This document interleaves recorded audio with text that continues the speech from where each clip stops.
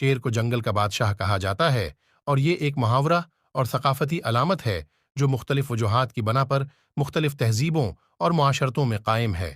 یہ column in وجوہات کی تفصیل فراہم کرتا ہے جن کی وجہ سے شیر کو جنگل میں یہ منفرد مقام دیا گیا ہے۔ اور رہا شیر کی جسمانی خصوصیات اور قوت۔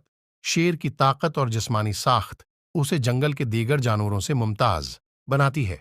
اس کا طاقتور جسم، مضبوط پنچے اور نوکیلے دانت اسے شکار کرنے میں مدد دیتے ہیں۔ ایک بالغ نر شیر کا وزن عام طور پر 150 سے 250 کلو گرام تک ہوتا ہے اور اس کی لمبائی 10 فٹ تک ہو سکتی ہے، جس میں اس کی دم بھی شامل ہے۔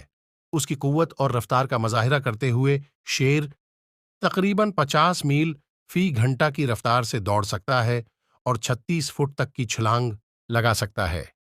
شکار کی مہارت۔ شیر کی شکار کرنے کی صلاحیت بھی اس کے بادشاہی مقام کی ایک اہم وجہ ہے۔ شیر عموماً رات کے وقت شکار کرتا ہے اور اپنے شکار کی نقل و حرکت کو خاموشی سے دیکھتے ہوئے صحیح وقت پر حملہ کرتا ہے۔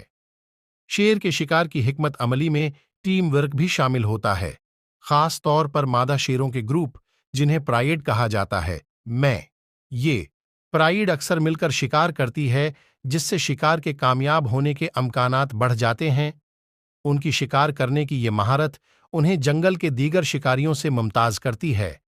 حدود کی نگرانی اور حکمرانی۔ شیر اپنے علاقے کے حوالے سے بھی بہت حساس ہوتا ہے اور اپنی حدود کی حفاظت کرتا ہے۔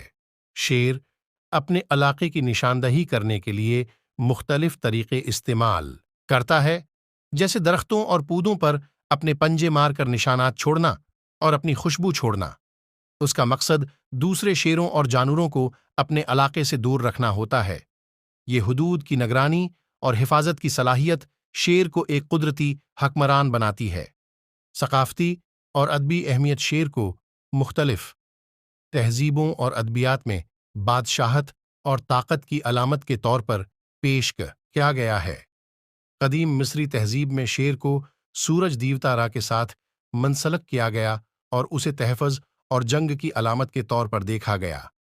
ہندوستانی ثقافت میں بھی شیر کو دیوی درگاہ کی سواری کے طور پر پیش کیا گیا ہے جو برائی کے خلاف جنگ کرتی ہے۔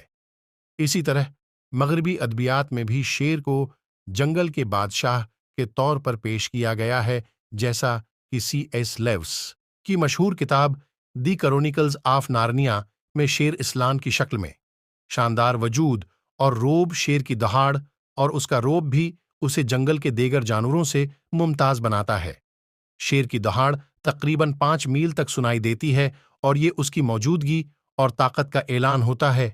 شیر کی موجودگی ہی دوسرے جانوروں کے لیے خوف کا باعث بن جاتی ہے اور وہ اس کی راستے نسپیشیز ہے، یعنی وہ اپنے ماحول میں ایک اہم کردار ادا کرتا ہے جو پورے ماحولیاتی نظام پر اثر انداز ہوتا ہے۔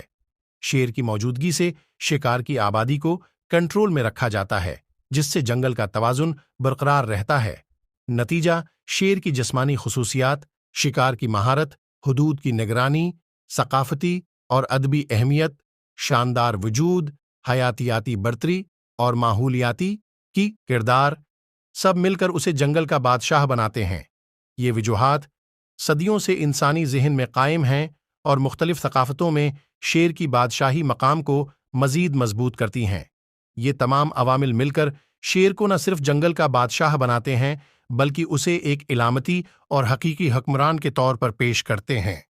شیر کی اس بادشاہت کی بنیاد پر ہی وہ مختلف تہذیبوں اور ادبیات میں ایک اہم مقام حاصل کرتا ہے۔ ایسی اور بھی ویڈیو دیکھنے کے لیے ہمارے یوٹیوب چینل کو سبسکرائب کریں۔